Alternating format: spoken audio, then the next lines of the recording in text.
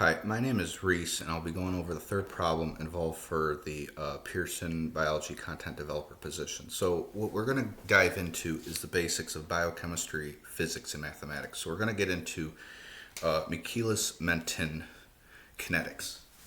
So, basically, these are used basically to determine kind of measuring like the speed involved between an enzyme and a substrate, trying to result in catalyzing an overall chemical reaction. So you have an enzyme here, okay, that comes into basically a substrate, okay.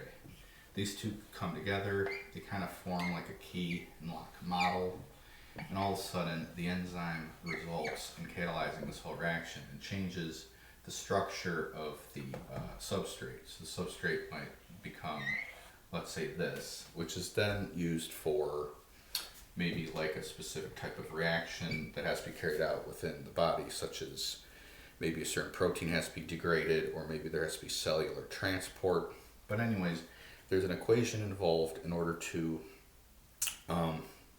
measure the initial reaction of a specific, the initial velocity involved for the overall chemical process. So VO is going to be your initial reaction rate, which is basically, there's a bunch of variables that are used to determine this. So if you see apostrophe S here, or sorry, I meant to say an S in brackets, okay, this is the amount of substrate that's going to be involved, which is very important in order to determine how this is going to be achieved. So V max is on top because this is the maximum velocity that's going to be achieved by the overall system when all of the enzyme sites are going to be occupied by the substrate. Now, a very more important measure that I should mention is at the bottom is you have Km, or the Michaelis constant. So the Michaelis constant is important because if Km is, let's say, low, this is actually going to result in the initial velocity being higher, which means there's going to be a smaller difference between VO and V max, which in this case, it's going to result actually in a faster overall reaction rate. So if Km is actually bigger, this results in the initial velocity going down, which means there's going to be a bigger difference between the initial velocity and the maximum velocity, and this results in slower reaction rate. The Michaelis constant is basically a measure of the affinity between the enzyme and the substrate. And what it also kind of determines too is that this is actually, it's really the amount of substrate that at which that can be catalyzed at roughly half of the maximum velocity. So it's important to remember is that this on top is going to create the total amount of substrate that can actually be catalyzed at one time, divided by basically the addition of the total amount of substrate with the amount of substrate that can be catalyzed at half of the maximum rate. So this will generate for you is going to result in the overall initial reaction rate or velocity. So now we're going to kind of get into the physics part of it.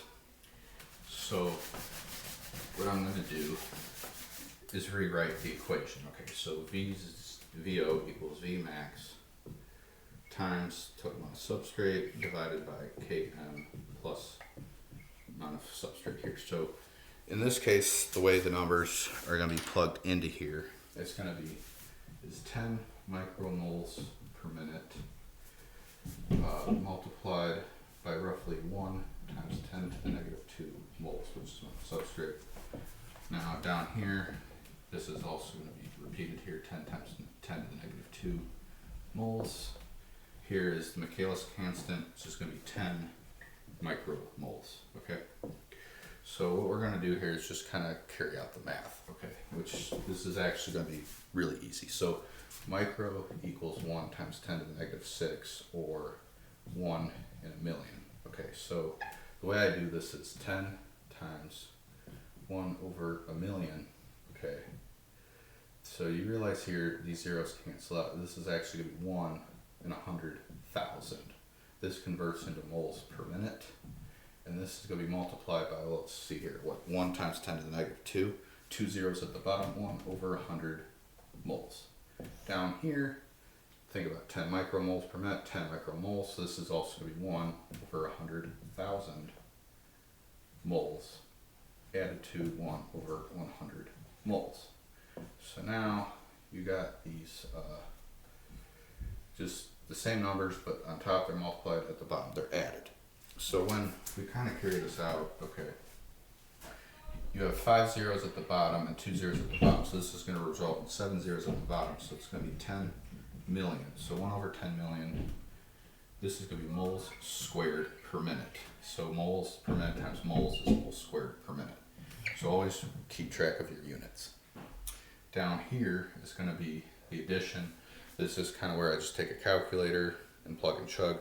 So the number that I would get here is 0.01001 moles. So now we're going to just do our division. So 1 divided by 10 million is going to be 1 times 10 to the negative 7 moles squared per minute. Divide that by 0.01001 moles.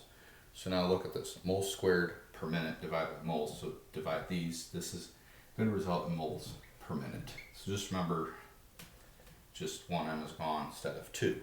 So now you do this, you're going to result in 0.000000999. This is going to be your number. There's going to be 5 zeros with 3 nines. Okay. So now this kind of looks a little choppy. It depends. This is the answer, but maybe you don't want this. So what I kind of do is remember, micro equals 1 times 10 to the negative 6. So you're going to take your decimal, you're going to make it smaller. So slide 6 over. So 1, 2, 3, 4, 5, 6. This is going to result in 9.99 micromoles per minute. So this is actually going to be your initial reaction rate. So just remember though, if VO equals 9.99 micromoles per minute and the maximum velocity is equal to 10 micromoles per minute, just remember that from 9.99 to 10 is really not much of a difference. So this tells me is that this overall chemical reaction is going to be extremely fast. And this kind of just highlights the basics behind of biochemistry, physics, and mathematics. And I hope that you have understand these principles used for future problems. And thank you very much.